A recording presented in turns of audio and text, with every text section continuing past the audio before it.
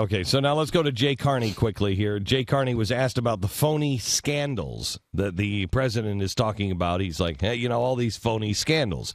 Finally, somebody asked him, cut 34. Mm-hmm. Here's Jay Carney.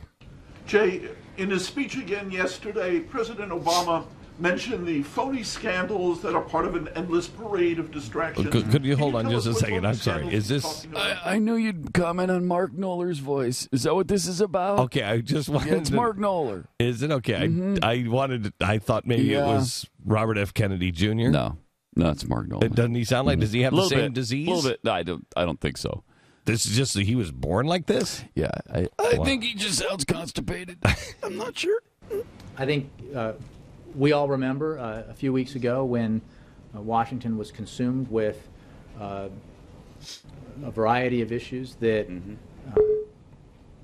it's a variety. While in some cases, of issues. significant. Glad he addressed that. There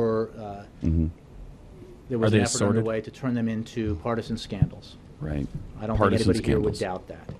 I do. And I do. What we've seen as time has passed and more facts have become known, whether it's about the attacks in Benghazi and the talking points, or that was true. Revelations about conduct at the IRS. Yeah, that was true too. That all of it phony.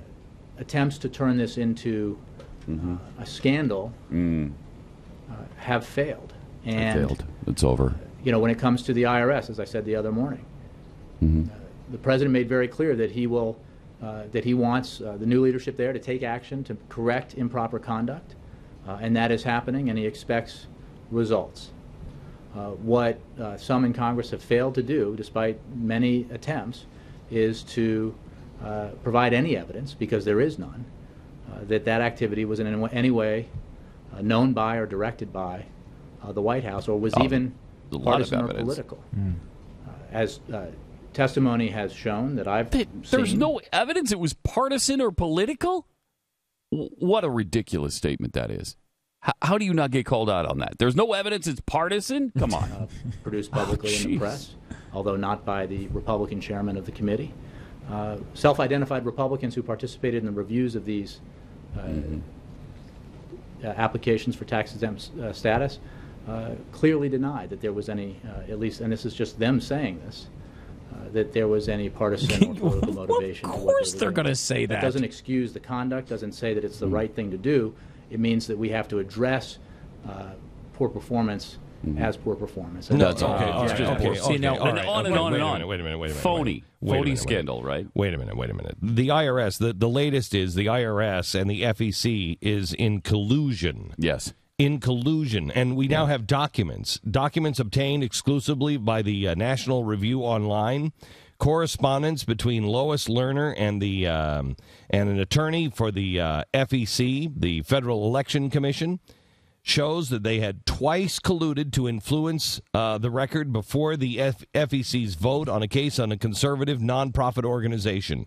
This according to emails unearthed by the House Ways and Means Committee and obtained by the National Review.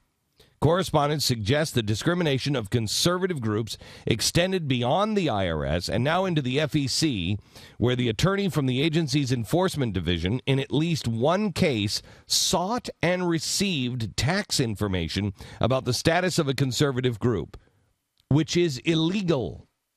It's illegal. Does anybody understand that word anymore? It's illegal. No, this administration doesn't. No, they don't. They really don't. If it's so phony, why did the president say this in the beginning? And the misconduct that uncovered is inexcusable. It's inexcusable, and Americans have a right to be angry about it, and I am angry about it. They have a right to be angry about it. He's angry about it. Then how do you now classify it as phony? How do you do that? I will not tolerate this kind of behavior in any agency, but especially in the IRS. Okay. Well, it's still being uncovered. Mm-hmm. I'm so frustrated by all of this because I just feel like there's something in me that just says we can't. I'm torn. I am a guy torn in half yet again. I'm torn in half on the boycott thing, that I don't want to be that guy. Mm-hmm. But as we talked about yesterday, I'm sorry. There's no. You're running out of time, and there's no teeth. There's no teeth